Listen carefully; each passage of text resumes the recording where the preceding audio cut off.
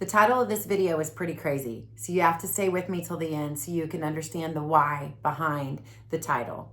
My name is Jennifer Mount. I am a top producing realtor in Tulsa, Oklahoma, and yes, I have been to prison 3 times.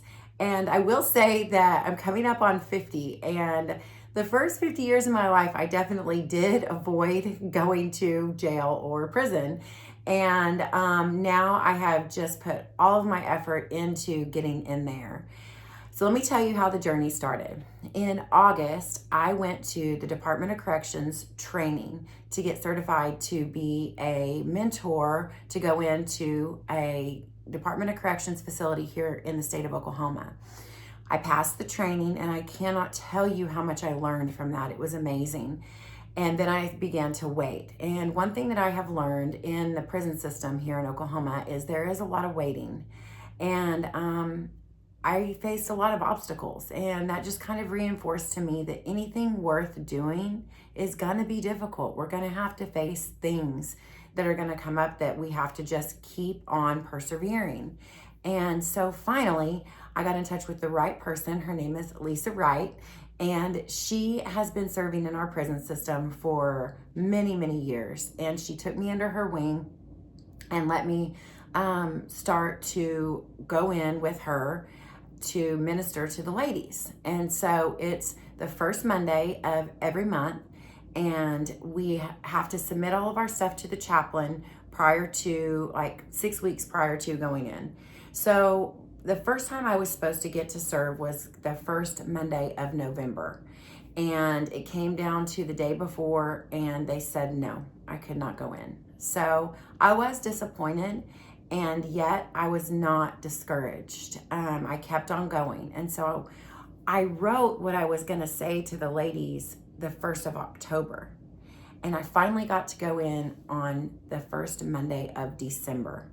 And so that had been a pretty long gap. And I was going to, in November, of course, I was going to continue on what I wrote in October and talk about gratitude. So let me pause for a second.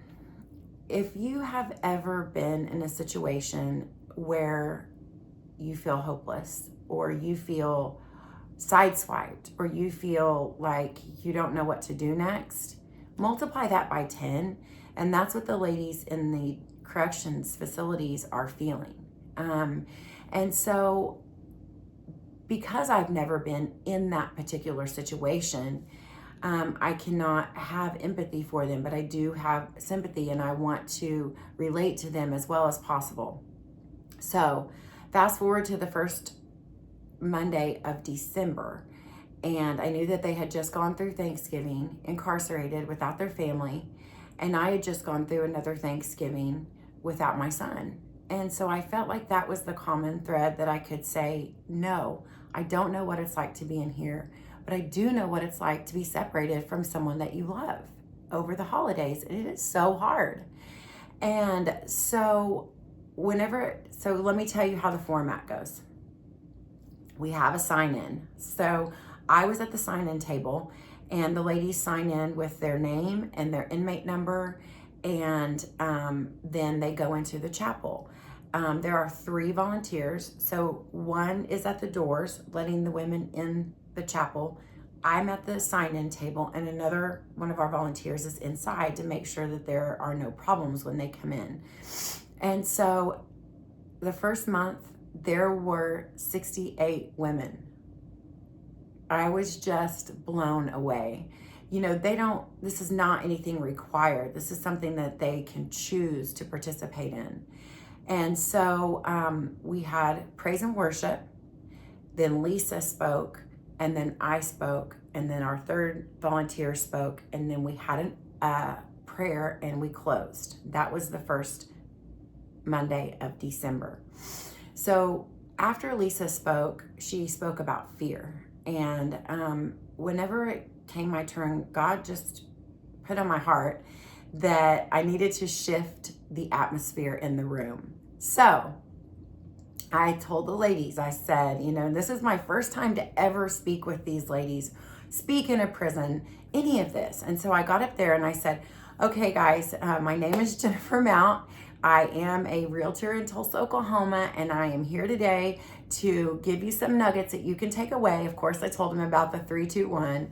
And I said, but first, I want to tell you something that I feel like you need to learn and internalize and do.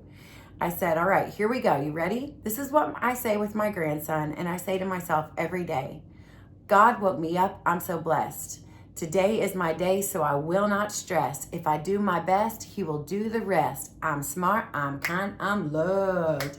And let me tell you what, the ladies, any hardness that may have been on them, it all melted away. And it was just like we bonded immediately, me and 68 female inmates. And it was just amazing. And after the service, they came up to me and said, will you print those out and bring them next month? We want to have those in our bunks so we can say them. And it was just such a beautiful, beautiful moment. So fast forward to the first Monday of January, and I got to go in again, and I decided, so I printed out the affirmations. When I got up there, I made everyone stand up, and I said, okay, we're going to say these affirmations together. And they did, and they were into it. And let me tell you what, we went from 68 the first month of December, we were at 76 women. And so all 76 women stood up. There may have been a couple ladies that were like, eh. But for the most part, and they did the affirmations with me, and it was amazing. And so then I told them that I wanted them all to choose a word for the year, something to anchor them and ground them throughout this year when things get tough. And I told him, I said, I have no idea what it would be like to be in here through the holidays. So I want to commend you for making it through another holiday, or maybe it was your first holiday inside these walls. And it was just an amazing experience. And I asked him, I said, has anyone in here ever had a word for the year? And I had a lady in the front row raised her hand, and I don't want to minimize her story, but I also want you guys to continue to tune in, so I don't want to make this too long. But she said that her word for the year last year was peace. And she chose it in January, of course.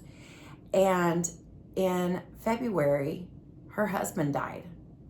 So she's on the inside. Her husband on the outside dies, but there is no chaplain. And so no one can deliver this information to her until March.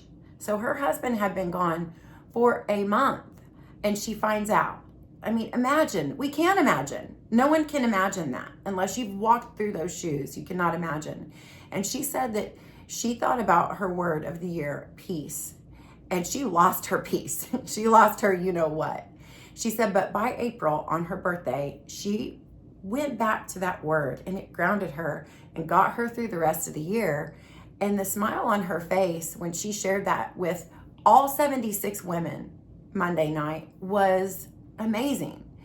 And so my encouragement to you, and there's more stories, I don't want to belabor this, but a couple other women shared, and if they can have a word for the year and they can go back to it and it can ground them in the middle of that, you can have a word for the year. And you know what? Whatever you're going to go through this year, go back to that word and let it sustain you, let it fulfill you, let it get you through the next hard thing. I spoke first this time, and then we had praise and worship. And there is a band in the prison, and the drummer of the band is in there for murder.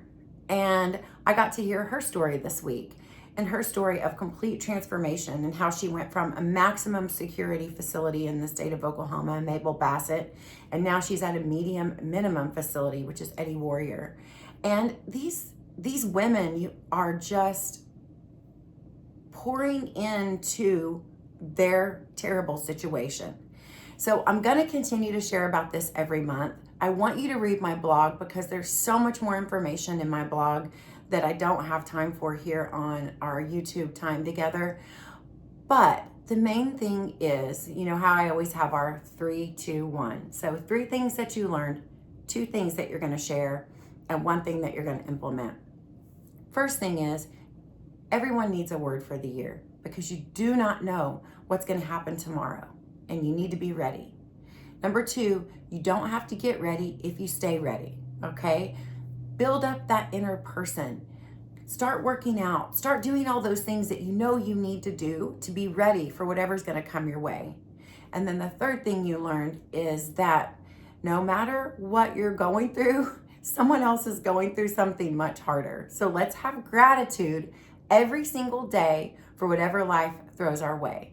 And 2 things I want you to share are this YouTube channel. I would love for you to subscribe and share it so that you can be the first person to receive our content and we can pour into you. Another thing I want you to share is your word for the year. I would love for you to put it in the comments so that I can see what you're going to be focused on. My word for the year is stewardship.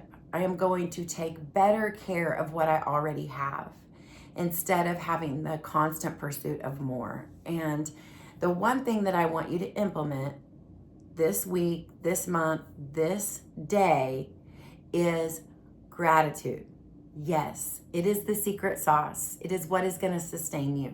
So no matter what happens, shift it to an attitude of gratitude.